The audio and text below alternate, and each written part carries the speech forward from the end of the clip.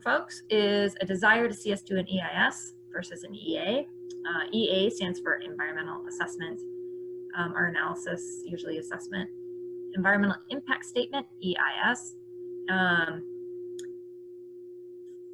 So we often end up putting the same amount of time into an EA versus an EIS. They have some procedural differences.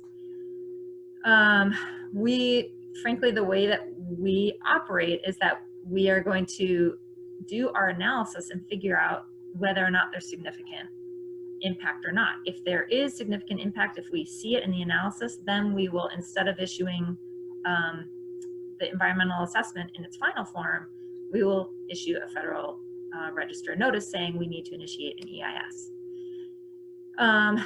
One of the reasons why we're doing an EA off the bat instead of an EIS is because we do these projects. We have done these projects on this forest. We do them across this region, Washington and Oregon.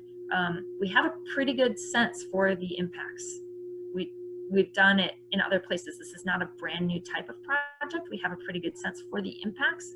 And so there's a lot of other projects out there. Most projects end up being an environmental assessment.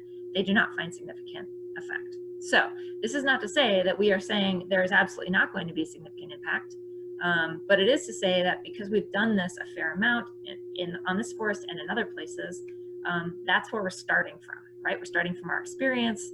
We're leaving the door open in case we need to.